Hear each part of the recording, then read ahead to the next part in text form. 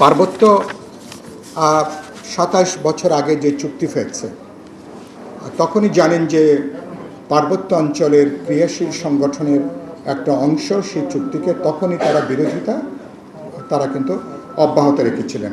তাদের বিরোধিতা কিন্তু এখনও পর্যন্ত অব্যাহত আছে, সেটা আমরা জানি। পার্বত্য চট্টগ্রামের এই শান্তি চুক্তি ২৭ বছর যদি পেছনে তাকাই, পার্বত্য অঞ্চলের শান্তি নিশ্চিত করতে পারেনি। শান্তি চুক্তি মানুষের মধ্যে নিরাপত্তা বোধ, অধিকার বোধ, সেটা কিন্তু এখনও পর্যন্ত নিশ্চিত করা যায়নি। এবং এই ক্ষেত্রে আমি মনে করি প্রধানত সরকারের রাজনৈতিক সিদ্ধান্তের ক্ষেত্রে দুর্বলতা, দোদুল্যমানতা, নানা ধরনের অনেক সময় স্ববিরোধী, পরস্পর বিরোধী তৎপরতা, সেগুলো হয়তো এটার জন্য বড় একটা সংকটের জায়গাটা তৈরি হয়েছে। আর গত ২৭ বছরে আমি দেখছি যে সংকটটা কিন্তু বাড়ছে।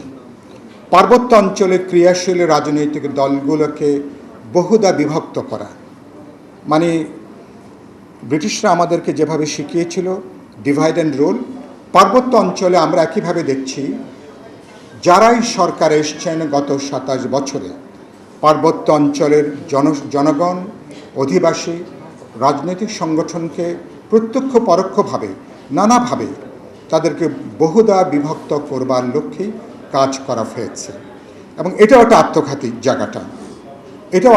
জায়গাটা আমি মনে করি এই তৎপরতা বন্ধ করা দরকার।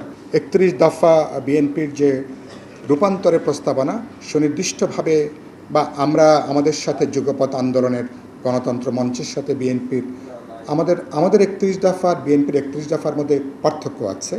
৭০ অনুচ্ছেদ সহ অনেকগুলোর ব্যাপারে বিএনপি তখন একমত হয়নি। বিএনপির সর্বশেষ কিছু ব্যাপারে এখন তারা খানিকটা অবস্থান, তারা কিছুটা পরিবর্তন তাদের হয়েছে। কিন্তু পার্বত্য অঞ্চল নিয়ে ৩১ দফার মধ্যে সুনির্দিষ্ট সংকট সমাধানের কোনো প্রস্তাবনা সেখানে বিএনপি রাখতে পারেনি, আমরাও আমাদের আলোচনায় সে জায়গাটা আসেনি।